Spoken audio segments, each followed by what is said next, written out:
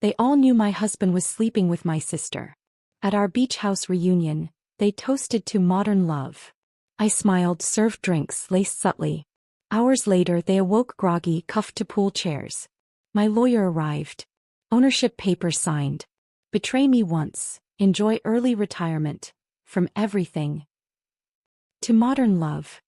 Ryan raised his glass, his eyes darting between my husband Brandon and my sister Lydia. The others joined in, glasses clinking as uncomfortable laughter rippled through our family gathering. I smiled and nodded, filling everyone's glasses with more wine. They didn't know I already knew. My name is Megan Matthews, a therapist who specializes in marriage counseling. Ironic, isn't it? I help others save their marriages while mine crumbles beneath my feet. But tonight, in this moment, I made a decision that would change everything. It started 3 months ago. I was hosting a dinner party for Brandon's promotion at the law firm. Serving dessert in the dining room, I stepped back into the kitchen to grab the coffee when I heard Jessica and Daniel, my in-laws, whispering by the pantry. "Do you think she suspects anything?" Jessica's voice was barely audible. Daniel shook his head. "Brandon says she's clueless. Too busy with her patients to notice. It's been going on for 6 months now. With her own sister. I don't know how much longer I can pretend everything's normal when Megan and Lydia are in the same room." The cheesecake platter nearly slipped from my hands. I steadied myself against the counter, my world spinning off its axis. My husband and my sister? For 6 months. And my in-laws knew? I slipped back to the dining room, my therapist mask firmly in place. Years of listening to people's darkest secrets had taught me how to compartmentalize. I served coffee with steady hands while my heart shattered into 1,000 pieces. That night, after everyone left, I checked Brandon's phone while he showered. He never locked it. Why would he need to? I was the trusting wife after all. The text messages between him and Lydia went back months. "Miss you already. Last night was incredible. When can we tell her? I'm tired of sneaking around." My sister. My own flesh and blood. The person who held my hand at our parents' funeral. The maid of honor at my wedding. I deleted the message thread and placed the phone exactly where I found it. Brandon never knew I had seen it. Over the following weeks, I became a detective in my own life. I started noticing things I'd been blind to before. How Ashley, my brother-in-law Ryan's wife, would touch my arm sympathetically at family gatherings. How Chris and Amanda, my sister-in-law and her husband, exchanged knowing glances whenever Brandon volunteered to pick Lydia up for family events. At my niece's birthday party, I arrived late after picking up the cake. Walking into the living room, I caught Aunt Lillian watching Brandon and Lydia by the punch bowl. They stood too close, their fingers brushing as they reached for cups. When Lillian saw me, she quickly looked away, shame coloring her wrinkled cheeks. They all knew. Every single one of them. I became obsessed with collecting evidence. One Tuesday evening, Brandon said he was working late on a case. "Don't wait up," he texted. "Might be midnight before I'm home." Instead of going to sleep, I drove to his office building. His car wasn't in the parking lot. On a hunch, I drove past Lydia's condo. Brandon's BMW sat in the visitor spot. I didn't confront them. Not then. I drove home, poured myself a glass of wine and began planning. The next week, while putting away Brandon's dry cleaning, I found hotel receipts in his jacket pocket. The Harbor View, downtown. 3 different dates, all nights he claimed to be working late. Room service charges for 2, champagne, strawberries, chocolate-covered cherries. Lydia's favorites. That night at dinner, Brandon mentioned his mother had suggested a family reunion at our beach house the following month. "Everyone's coming," he said, not meeting my eyes. "Even Lydia." I watched him carefully as I sipped my wine. "That sounds wonderful. It's been too long since we've all been together." Relief washed over his face. He hadn't expected me to agree so readily. "I was thinking we could host it properly," I continued. "Good food, signature cocktails. Really make it special." Brandon smiled, reaching for my hand across the table. "You're the best, you know that? Not many wives would be so enthusiastic about hosting their in-laws for a whole weekend." If only he knew what I was actually enthusiastic about. The next day, I called Michael Levinson, a former client who specialized in property law and divorce cases. We met for coffee at a place across town where no one would recognize us. "What you're describing is technically legal," he said after I outlined my plan. Unusual but legal. I can have the papers drawn up within the week. I also visited my doctor, explaining that I needed something for anxiety that wouldn't interact with alcohol. She prescribed a mild sedative, warning me about the drowsiness it might cause. Perfect. As the beach house weekend approached, I practiced making different cocktails, testing various combinations to mask any taste of the sedative. I experimented with doses, making sure they would cause grogginess but nothing dangerous. At our regular Sunday brunch, I watched my in-laws, brother-in-law, sister-in-law, and Brandon's aunt all interact with each other, their silent complicity in Brandon and Lydia's affair evident in every glance, every carefully worded comment, every subject change when I entered the room. "I can't wait for our beach weekend," Ashley said, squeezing my hand. "It'll be so good for all of us to be together." I smiled warmly. "Yes, it will. I'm preparing something special for everyone." The night before we left for the beach house, I packed the sedatives, the legal documents Michael had prepared, and enough rope to secure 8 adults to pool chairs. I also packed my best cocktail glasses, premium liquor, and Brandon's favorite appetizers. Every good therapist knows that healing sometimes requires confrontation. Every betrayed wife knows that justice demands action. They all knew my husband was sleeping with my sister. Soon they would all know exactly what happens when you betray Megan Matthews. The morning after my decision, my phone chimed with a group text. I was sitting at our kitchen island, sipping coffee and reviewing patient files when the message from Jessica appeared on my screen. "Family reunion at the beach house next month. Been too long since we've all been together. Brandon and Megan, would you host? The place needs some Matthews family love." I stared at the text, my coffee cooling beside me. The beach house, Brandon's grandfather's legacy to us, had always been my sanctuary. 3 bedrooms overlooking the Atlantic, wraparound porch perfect for morning meditation, and a pool area secluded enough for private conversations. Or confessions. Before I could respond, my phone lit up with more messages. Lydia's came first. "Count me in. I've missed our beach weekends." Then Daniel, "Great idea, honey. We're due for some family time." Ryan and Ashley, "We're there. Need us to bring anything?" Chris and Amanda, "Wouldn't miss it." Aunt Lillian, "These old bones could use some ocean air." I placed my phone face down on the counter, my mind racing. The timing was almost too perfect. I'd been considering various scenarios for confrontation, but nothing this comprehensive. Here was an opportunity to address everyone at once. In a controlled environment. My controlled environment. Brandon came downstairs, hair still damp from his shower. "Did you see Mom's text? About the beach house?" I nodded, watching him carefully. "I did. What do you think?"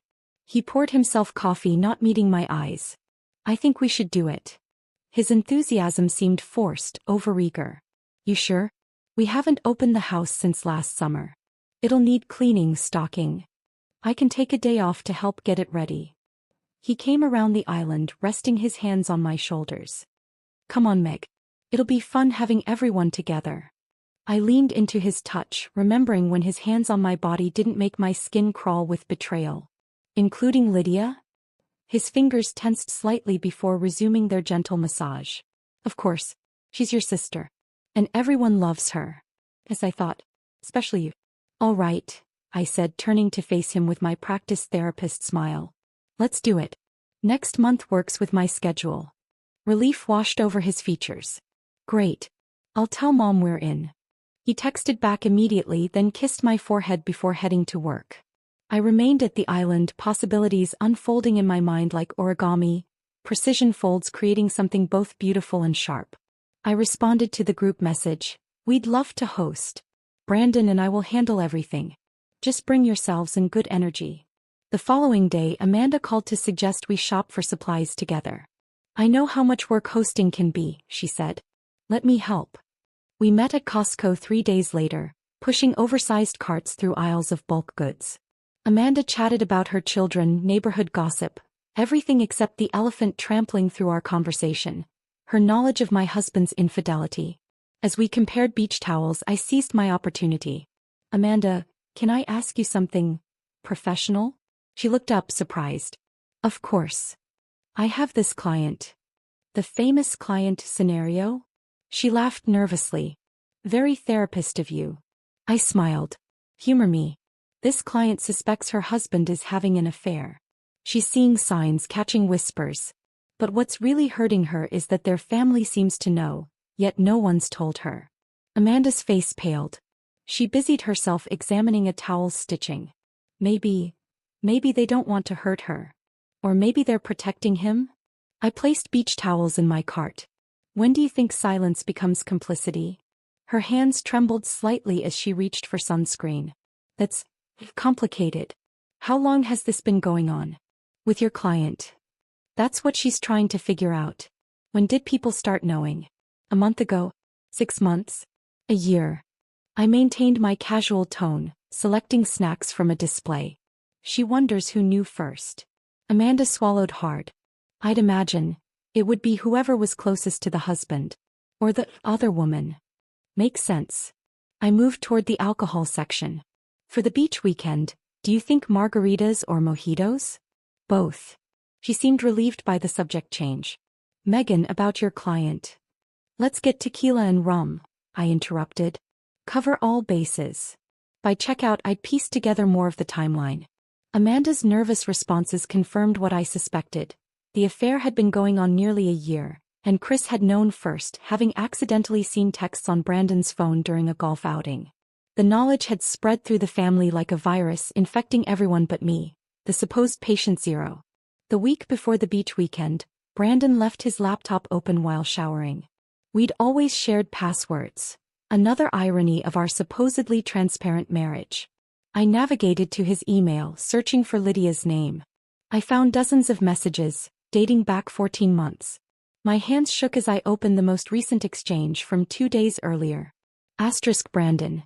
Everything's set for next weekend. Megan's clueless about the real reason for the gathering. Lydia.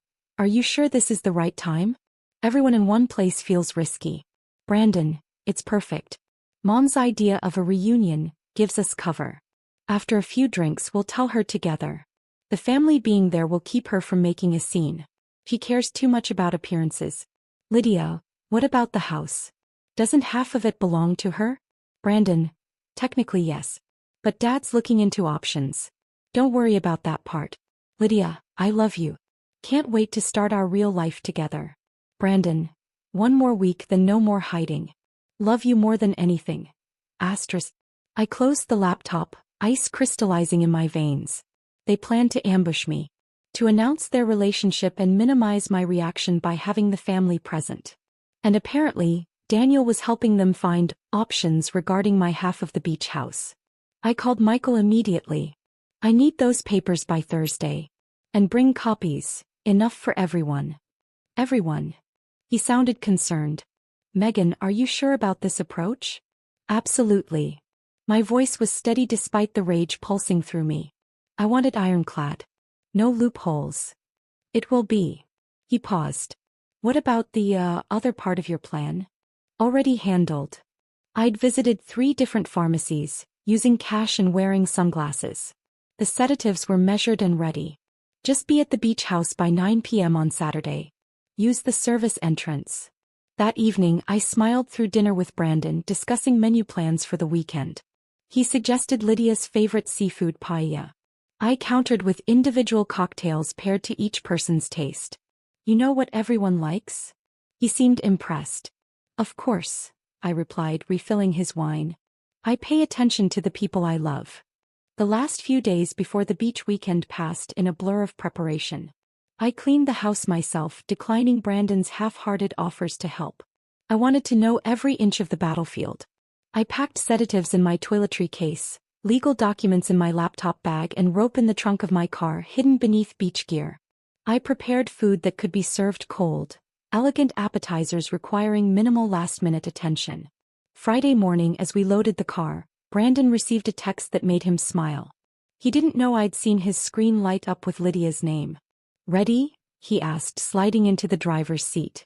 Everyone's meeting us there around 4. I buckled my seatbelt, smoothing my sundress. I've been ready for this for quite some time. He turned to me, his expression softening. You're amazing, you know that? Most wives would complain about hosting the in-laws for a weekend. I reached over to squeeze his hand, the gesture requiring every ounce of my therapeutic training in maintaining a calm facade. Trust me, I said, this is going to be a weekend none of us will ever forget. We arrived at the beach house just after noon on Friday. The familiar salt air should have been comforting, but instead, it felt like the calm before a storm. Brandon carried our bags inside while I stood on the porch, watching waves crash against the shore. This house had been our dream once. A place where we'd planned to raise children, host family holidays, grow old together. Now it was my battleground. I'm going to pick up some ice and extra drinks, Brandon said, jangling the car keys. Anything specific you need? Just some fresh limes and mint for the mojitos, I replied, not turning to face him. Take your time. I want to get settled in before everyone arrives. Once his car disappeared down the gravel driveway, I moved quickly. I'd already stashed the legal documents in my bedside drawer and hidden the sedatives in my toiletry case. Now I needed to secure the pool area. The wooden pool chairs had been my idea 3 summers ago. Comfortable enough for lounging but sturdy enough to withstand coastal storms. Brandon had installed metal rings on their undersides for securing them during hurricane season. Those rings would serve a different purpose tonight. I retrieved thin nylon rope from my suitcase, cutting 8 equal lengths and coiling each one neatly. I tucked them under cushions near each chair, positioned strategically around the pool. To casual observers, they'd look like just another part of the beach house's nautical decor. My phone rang. Michael. Just checking in, he said. Still on for tomorrow night? Everything's in place, I confirmed, moving to the kitchen to unpack groceries. You remember where the service entrance is? Behind the garage through the hedge pathway. 9 o'clock sharp. And the documents? Ironclad. I've prepared individual packets for each person. The beach house transfer for Brandon, the vacation property division for your in-laws, the investment account reallocation for Ryan and Ashley, the trust fund amendment for Chris and Amanda, and the revised inheritance statement for Aunt Lillian. And Lydia? My voice hardened. Her packet is comprehensive. Relinquishment of any claims to family assets, agreement to vacate her condo, which is technically in your name by the way, and acknowledgement of breach of familial trust. Perfect. I began arranging bottles on the kitchen counter. And they'll hold up? Signed under duress isn't ideal, Michael admitted, but we've structured them as voluntary settlements to avoid litigation. Once signed and notarized, which I'm certified to do, they'll be difficult to contest. Especially with 8 witnesses. I thanked him and hung up, turning my attention to the cocktail station.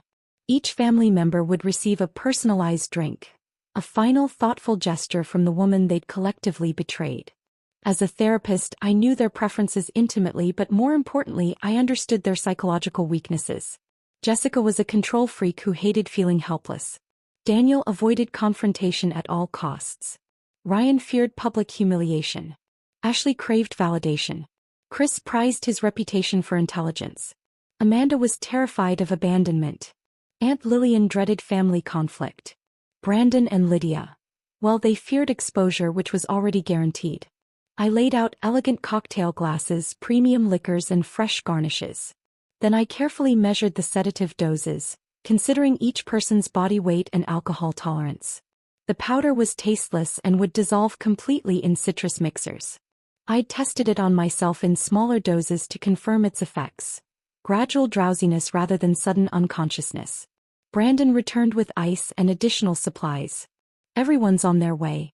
Ryan and Ashley hit traffic but should be here in an hour. The others are about 30 minutes out. I nodded, arranging fruit on a cutting board. I'll have appetizers and drinks ready when they arrive. You're taking this hosting thing seriously, he commented, surveying the elaborate cocktail station. I want everyone to feel special, I replied with a genuine smile. For once I wasn't lying. I spent the next hour preparing food and finalizing my mental script. Each confrontation would be tailored to its recipient. I wouldn't waste this opportunity with generic accusations. While my therapist training had taught me to help people face their truths gently, tonight would be about forced recognition of consequences. Headlights swept across the living room as the first car pulled into the driveway. Jessica and Daniel emerged, followed closely by Chris and Amanda in a second vehicle. Aunt Lillian rode with them, her silver hair catching the late afternoon sun. Minutes later, Ryan and Ashley arrived. Brandon greeted them with hugs and handshakes while I arranged appetizers on the patio table. Through the sliding glass door, I watched Lydia park her compact car beside the others. She hesitated before exiting, smoothing her hair and checking her reflection. Even in betrayal, my sister remained conscientious of appearances. I took a deep breath and stepped outside, welcoming smile fixed in place. Everyone. So wonderful to have you all here. Hugs were exchanged, compliments on the house offered, overnight bags deposited in respective rooms. I noted the nervous glances between Brandon and Lydia, the way Jessica squeezed my shoulder a beat too long, how Ryan cleared his throat repeatedly when speaking to me. Megan has prepared specialty cocktails for everyone, Brandon announced as we gathered on the patio overlooking the pool. She's been practicing all week. That's so thoughtful, Lydia said, not quite meeting my eyes. You've always been the perfect hostess. It's the least I can do, I replied, maintaining warmth in my voice. After all, we're celebrating modern relationships, aren't we? A charged silence fell over the group. Brandon laughed nervously. Let's get those drinks started. I moved to the outdoor bar I'd set up, calling each person over individually. Jessica, I've made you a ginger peach martini, crisp and controlled just like you. I handed her the pre-prepared drink, complete with decorative sugar rim and peach slice. Daniel, a smoky old-fashioned with extra bitters. Complex but ultimately smooth. The amber liquid swirled in the crystal glass as he accepted it with a forced smile. One by one they received their personalized cocktails, each containing its carefully measured dose. Ryan's tequila sunrise. Ashley's raspberry mojito. Chris's bourbon sour. Amanda's cucumber gin fizz. Aunt Lillian's spiked lemonade. For Brandon, a top-shelf whiskey with a splash of water, his standard drink. For Lydia, a passion-fruit margarita with extra salt, always her favorite. A toast, I said, raising my own glass, containing only the mocktail version I'd prepared. To family, and all the secrets we keep for each other. Nervous laughter rippled through the group as glasses clinked. I watched as each person took their first sip, then their second. Conversation gradually resumed, tentative at first, then flowing more freely as the alcohol and sedative began to take effect. The sun dipped below the horizon, painting the sky in deepening shades of orange and purple. I turned on the pool lights and patio lanterns, creating the perfect ambience for both relaxation and revelation. Within an hour, I noticed Jessica blinking slowly, struggling to follow the conversation. Daniel's posture slackened, his usual rigid demeanor softening. The others showed similar signs: slight slurring, heavier eyelids, delayed responses. It was working. Is anyone else feeling a bit tired? Amanda asked, stifling a yawn. Must be the ocean air, I suggested, gathering empty glasses. Why don't we move down to the pool area? The breeze might help. Like sheep, they followed me down the stone pathway to the pool deck where 8 chairs awaited. The sedative hadn't fully taken effect yet. They were groggy but still mobile, still capable of following simple instructions. Just as planned. I glanced at my watch. 8:40. 20 minutes until Michael arrived. It was time for the final stage of preparation. I watched as my family settled into the pool chairs, their movements increasingly sluggish. Brandon slumped into the seat closest to the fire pit, with Lydia naturally gravitating to the chair beside him. Their not-so-subtle positioning didn't escape notice. Jessica frowned slightly, while Daniel studied his nearly empty glass with unusual intensity. More drinks. I offered, collecting glasses with steady hands. Maybe just water for me, Amanda mumbled, her words slightly slurred. Feeling a bit lightheaded. Me too, Ashley agreed, blinking slowly. That mojito packed a punch. Ocean air intensifies alcohol, I explained smoothly. I'll bring water for everyone. I retreated to the kitchen, checking my watch again. 8:45. Michael would arrive in 15 minutes. Perfect timing. The sedative would reach peak effectiveness just as he walked through the door. I filled a pitcher with ice water and grabbed fresh glasses, purposely taking my time. When I returned to the pool area, the conversation had shifted to dangerous territory. Should we just tell her? Ryan's words were beginning to run together, his inhibitions lowered by both alcohol and sedative. This whole pretending thing is ridiculous. Ashley shushed him, glancing nervously in my direction as I set down the water tray. Tell me what? I asked innocently, pouring water for each person. An uncomfortable silence fell over the group. Brandon straightened in his chair, attempting to appear more alert than he actually was. Nothing, he said quickly. Ryan's just had too much to drink. Ryan laughed. A harsh, unnatural sound. Too much drink, too many secrets. He raised his water glass unsteadily. Let's have another toast, shall we? To modern love. His gaze moved pointedly between Brandon and Lydia. The implication hung in the air like summer humidity, heavy, unavoidable. Ryan, Jessica hissed, but the damage was done. To modern love, I echoed, raising my own glass with a calm smile. And to honesty, something apparently in short supply around here. Another uncomfortable silence descended, broken only by the rhythmic sound of waves crashing against the shore. I noticed Lydia's hands trembling slightly as she sipped her water. Brandon wouldn't meet my eyes. Is anyone else feeling strange? Chris asked suddenly, rubbing his forehead. Like beyond regular drunk? Maybe we all need some fresh air, I suggested, moving behind Amanda's chair. Let's enjoy the night breeze. As I adjusted Amanda's cushion, I discreetly pulled out the nylon rope I'd hidden earlier and looped it through the metal ring beneath her chair, loosely securing it around her wrist. She was too disoriented to notice, her head lolling slightly. The stars are so beautiful tonight, I remarked, moving to Chris's chair and repeating the process. Don't you think, Lydia? My sister mumbled something incoherent, her eyelids heavy. I continued around the circle, securing each person with practiced efficiency while maintaining casual conversation. None of them were alert enough to realize what was happening, exactly as I'd planned. Is it just me, or is everyone getting sleepy? Aunt Lillian's voice was faint as I secured her wrists. It's been a long day of travel, I replied soothingly. Just relax. Everything will make sense soon. Brandon was the last one I approached. His eyes were struggling to focus on my face as I leaned over him. Meg, he slurred. Something's wrong. I feel drugged. Perceptive as always, darling, I whispered, securing his wrists with slightly tighter knots than the others. But about 14 months too late. By 9 o'clock, all 8 of them were securely fastened to their chairs, drifting in and out of consciousness. I turned on additional pool lights, illuminating their groggy faces in harsh clarity. Then I heard the soft knock at the service entrance. Michael had arrived. I let him in, leading him through the house to the pool area. He surveyed the scene with professional detachment, though I caught the slight widening of his eyes. Everything as discussed? He asked quietly, setting his briefcase on a side table. Exactly as planned, I confirmed. They should be coherent enough to understand and sign within about 15 minutes. The sedative is mild, just enough to prevent escape attempts or physical resistance. Michael nodded, arranging documents on the table.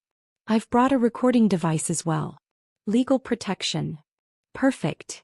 I took a seat in the 9th chair, the only one without restraints, and waited patiently as my family gradually regained awareness. Brandon was the first to fully comprehend his situation, yanking at the ropes with growing panic. What the hell, Megan? He demanded, voice hoarse. Untie me right now. His outburst roused the others. One by one they discovered their predicament, reactions ranging from confused whimpers, Amanda, to dignified outrage, Jessica, to practical assessment, Ryan. You drugged us, Chris stated flatly, his analytical mind piecing together the evidence despite his compromised state. Yes, I acknowledged. Nothing dangerous. You'll all feel normal by morning. Just something to ensure you stay put for this conversation. This is illegal, Daniel blustered, attorney instincts kicking in despite his slurred speech. Unlawful restraint, administering drugs without consent. Actually, Michael interjected smoothly, Ms. Matthews consulted me precisely to ensure everything remained within legal boundaries. The sedative is an over-the-counter sleep aid, and the restraints are merely to prevent accidental injury while you're impaired. Who is this? Jessica demanded. Michael Levinson, attorney at law, he replied, placing his business card on each person's lap. I'm here to oversee some property transfers and settlement agreements. Settlement agreements? Brandon's face drained of color. Megan, what is this? I stood, moving to the center of their circle. My voice remained steady, professional. My therapist voice. This is the consequence of collective betrayal. This is what happens when an entire family conspires to hide the truth from one of their own. I turned to face each person individually. Jessica and Daniel, you learned about Brandon and Lydia's affair over a year ago. Instead of telling me, you protected your son and enabled my sister. Jessica started to protest, but I continued. Chris and Amanda, you knew 9 months ago when Chris saw texts on Brandon's phone. You decided it wasn't your place to interfere. Chris looked away, shame evident even through his sedated state. Ryan and Ashley, you figured it out at Christmas when you saw them kissing in the garage. You decided it was complicated and not your business. Ryan attempted to shrug, but the restraints limited his movement. Aunt Lillian, you've known for at least 6 months. You told yourself it wasn't your generation's place to comment on modern relationships. The elderly woman had tears streaming down her wrinkled cheeks. And the two of you, I said finally, facing Brandon and Lydia directly. My husband and my sister. The architect and accomplice of my humiliation. Planning to ambush me this weekend with your relationship announcement. Planning to try to take my house. The silence was absolute. Even the waves seemed to pause. How did you, Brandon began. I'm a therapist who specializes in deception and betrayal, I interrupted. Did you really think I wouldn't notice? That I wouldn't eventually see the signs? Read the texts? Find the hotel receipts? Overhear the whispers? I gestured to Michael, who approached with his briefcase. And now we're going to have a different kind of announcement than the one you planned. Mr. Levinson, would you please explain the documents? Michael cleared his throat. I have prepared a series of legal agreements. Upon signing, they will transfer full ownership of this beach house to Megan Matthews exclusively. Additional documents address division of marital assets, transfer of investment accounts, and termination of joint property rights. This is insane, Brandon sputtered. We're not signing anything. I smiled thinly. Then you're welcome to explain to the authorities why 8 adults are sedated and restrained at your beach house. I'm sure the media would love that story. Prominent attorney and his family involved in some kind of cult ritual? Or perhaps something more sordid. Ryan tested his restraints again. This is blackmail. No, I corrected. This is justice. You all participated in my humiliation. Now you can participate in my liberation. I nodded to Michael, who placed the first document on a clipboard and held it before Jessica. Ladies and gentlemen, I announced, the signing ceremony is about to begin. And trust me, you'll all want to sign. Jessica was the first to sign, her hand trembling but her signature still recognizable. The former elementary school principal had always valued order above all else, and even in this extraordinary situation her ingrained respect for procedure won out. Smart choice, I murmured as Michael moved to Daniel. My father-in-law hesitated, legal training battling with self-preservation. This won't hold up in court. Duress invalidates. Daniel, I interrupted, your son was planning to take my half of this beach house with your legal assistance. I have the emails. Sign the paper or explain to your law partners why you were drugged and tied to a chair at your son's beach house. After another moment's hesitation, he scrawled his signature across the line. Ryan and Ashley signed more quickly, their younger faces still showing shock but also a hint of guilty relief, as if being punished somehow absolved them. Chris hesitated until Amanda whispered, "Just do it," then signed with a defeated slump of his shoulders. Aunt Lillian wept quietly as she signed, her arthritic hand moving slowly across the paper. "I should have told you," she said, voice cracking. "I just didn't want to cause trouble." Ironic, isn't it? I replied, not unkindly. Her betrayal had hurt less than the others. She'd always been a peacekeeper rather than a truth-teller. Then it was Lydia's turn. My sister's documents were the most extensive, relinquishing any claim to family properties, forfeiting her position as my healthcare proxy and insurance beneficiary, and acknowledging a complete severance of our relationship. "Megan, please," she whispered, mascara streaked down her pale cheeks. "We're sisters." I corrected. "Sisters don't sleep with each other's husbands." "I love him," she insisted, as if that explained everything, excused everything. "And I loved you," I replied simply. "Sign the papers, Lydia." She did, her signature a messy scrawl that barely resembled her usual artistic flourish. Finally, Michael presented the last clipboard to Brandon. My husband, soon-to-be ex-husband, glared at me with a mixture of rage and disbelief. "You've lost your mind," he spat. "I'm not signing anything." I leaned close, keeping my voice low and steady. "The thing about being a therapist, Brandon, is that people tell me things. Like your client Thomas Reeves, the one who confessed to tax fraud during your consultations. Or Catherine Wilson, whose offshore accounts you helped establish. I keep excellent notes." His face went ashen. "You wouldn't." "Wouldn't I? You've spent 14 months betraying me with my own sister while our entire family watched and said nothing. You don't know me at all anymore." The pen shook in his hand, but he signed all 3 documents: the beach house transfer, the divorce agreement, and the non-disclosure contract. Michael notarized each signature efficiently, then gathered the papers into his briefcase. "I'll file these first thing Monday morning," he informed me. "Everything appears to be in order." I nodded, suddenly feeling hollow despite my victory. "Thank you, Michael. You can go now." After he left through the service entrance, I faced my family again. The sedative was beginning to wear off, their expressions showing more clarity and comprehension of what had just occurred. "What happens now?" Amanda asked quietly. "Are you going to leave us here all night?" I shook my head and began moving around the circle, untying each person's restraints. "No. You're all free to go. The effects of the sedative will wear off completely within the hour. I wouldn't recommend driving until morning, though." "So that's it?" Brandon demanded as I untied him last. "You drug us, blackmail us, take everything and just walk away?" I stepped back, regarding him calmly. "Not everything. Just what's rightfully mine, plus compensation for your betrayal. The divorce papers give you your clothes, your car, and your personal items. The rest, including your partnership share in the law firm, goes to me." "You'll never get away with this," he growled. "I already have." I gestured toward the house. "You all might want to gather your belongings. I expect the property vacated by noon tomorrow." One by one they shuffled toward the house, unsteady but moving under their own power. Only Lydia remained, still seated though now unbound. "You've thought of everything," she said softly.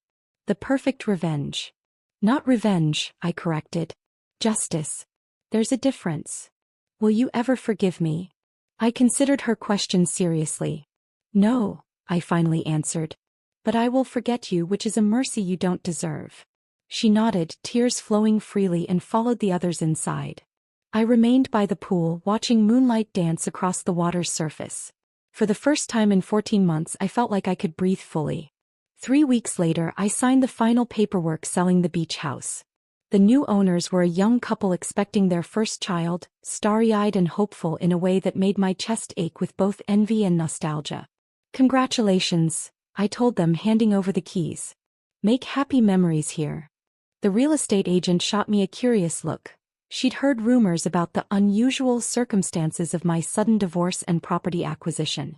But the sale was legitimate, the money now safely transferred to my account. I walked away from the closing without looking back. The following day I signed a lease on a new office space in a different part of town. The suite was twice the size of my previous practice, with an airy waiting room and 3 consultation offices.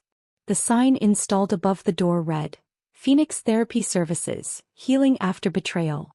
Brandon had contested the divorce agreement, of course, but withdrew his objection when I had my attorney deliver copies of those client files I'd mentioned. The law firm conducted a quiet internal investigation, resulting in his voluntary resignation. Last I heard, he and Lydia had moved to Arizona, where he was trying to rebuild his practice and reputation. The others had scattered back to their lives, though family gatherings would surely be awkward for years to come.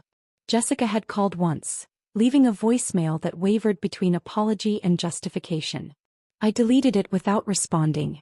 6 months after that night at the beach house, I sat in Dr. Eleanor Winter's office for what we'd agreed would be our final session. I'd been seeing her weekly since the divorce. Therapists need therapists too, especially after orchestrating such elaborate confrontations. "How are you feeling about everything now?" she asked, her kind eyes studying me carefully. I considered the question the same one she'd asked during our first session. Back then my answer had been a tangled mess of rage, vindication, and lingering pain. "I'll be balanced," I said finally. "What I did was extreme, but so was their betrayal. Sometimes justice requires dramatic measures." Do you regret any of it? I shook my head.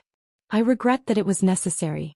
I regret trusting people who didn't deserve my trust. But the actions themselves, well, they were calculated choices, not emotional reactions. Dr. Winters nodded thoughtfully. And your new practice? Thriving, I answered truthfully. Turns out there's no shortage of people dealing with betrayal. I understand them in ways other therapists can't. Because you've been there. Because I've been there, survived it, and reclaimed my power, I corrected. That's what I offer them, not just sympathy but a pathway forward. As I left her office for the last time, stepping into the bright afternoon sunlight, I realized something significant had shifted within me. The beach house weekend hadn't just been about punishing those who betrayed me. It had been about reclaiming myself from the ashes of their deception. My phone chimed with a calendar alert. My first afternoon client, a woman whose husband and best friend had been having an affair for years while their social circle looked the other way. I smiled slightly, thinking of the guidance I could offer from my unique perspective. Some might call what I did to my family revenge. Others might label it justice. The line between the two is often philosophical rather than practical. What matters is that I walked through fire and emerged stronger, wiser, and finally free. They all knew my husband was sleeping with my sister, and they all paid the price for their silence. As for me, I'd paid mine through humiliation and betrayal. Now it was time to build something new from the ruins of what came before. A life without secrets, without lies, and without those who had proven themselves unworthy of my trust.